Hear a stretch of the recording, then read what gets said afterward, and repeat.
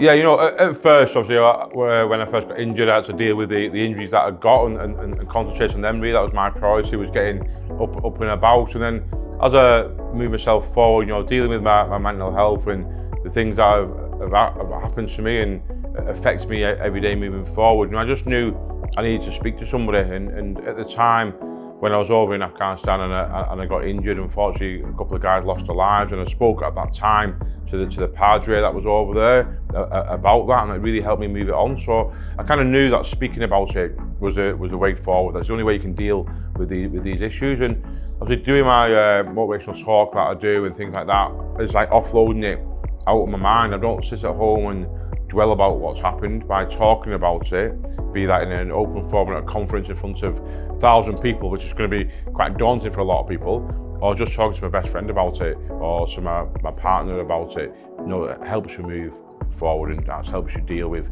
issues that you're having.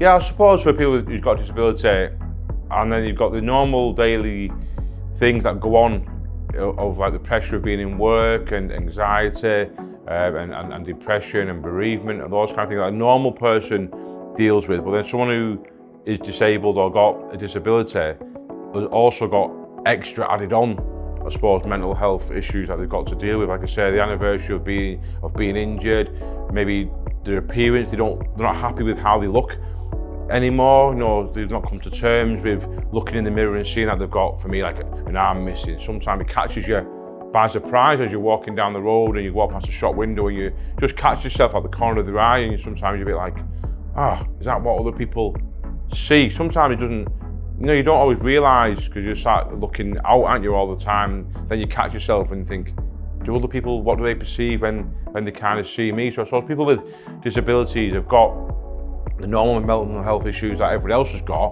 but then a bit more added on. And I think employers need to be aware of that.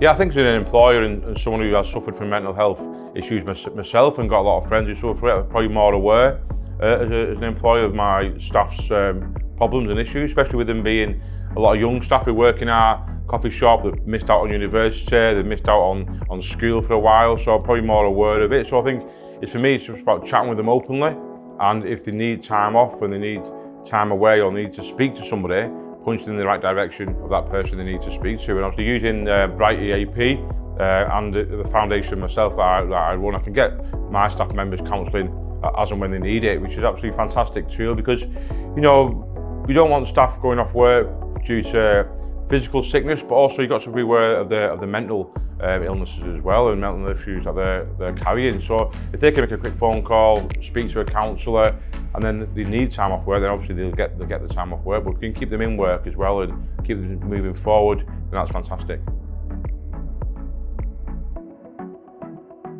I think just maybe have like a Friday little break time or a midweek chat if there's opportunity for that. And I'd encourage all employers nowadays to have a mental health first aider. We all have a normal first aid person who can put someone in the recovery position, or we can put a bandage on somebody if they hurt themselves or whatever. But a mental health first aid person is, I think, vital nowadays, and obviously I think that should be implemented across all businesses. So someone who will recognise amongst their staff members if maybe they've not had a shave that day, or they come in and they're just not quite themselves, they can go and ask the question, are you okay? And maybe don't say that first answer, maybe sit down for a coffee with that person and have a little chat with them and help them move themselves forward.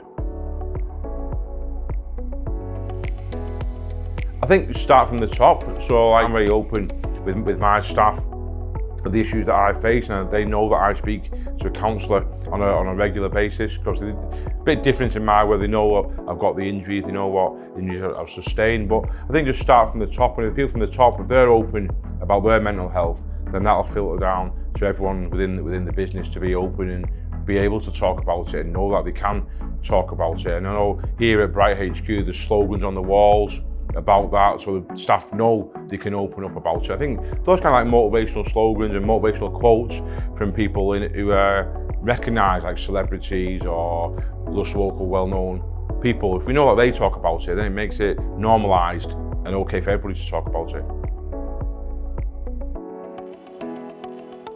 I'll just say it's okay not to be okay, and it's okay to talk about your mental health issues. Then don't bottle up inside, because that's not going to help anybody at all. You won't find the answer neither at the bottom of a pint glass or at the bottom of a wine glass neither. Do speak to somebody about it, be it a colleague in work, a family member, a friend, even if it's just the guy in your local shop who you see every day when you buy your newspaper or whatever you're getting. Just maybe have a chat to him about it, but do talk about any issues that you've got, because that's the only way to solve the problems. Yeah, I suppose sadly, unfortunately, a couple of my friends have taken their lives from the armed forces because they've not spoke about what issues they've been having. They've tried to bottle it up inside for too long, and then they couldn't deal with it. So for me, if I can just save one person's life, be that a member of the armed forces, a veteran, or a civilian, I'm now working with Bright, to say, listen, it's okay to talk about these things nowadays. Everyone has got the issues. We've all been through the same pandemic. We've all experienced the same things from that. So it's okay to talk about that and help ourselves move forward.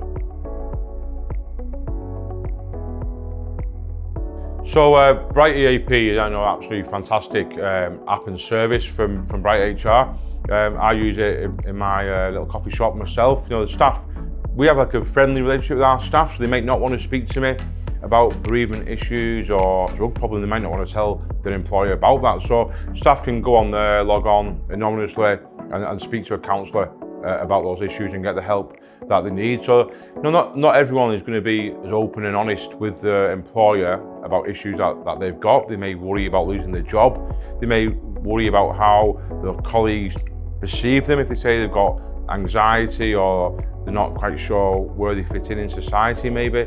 So being able to get on the phone or go online and speak to a counsellor anonymously is absolutely a fantastic service.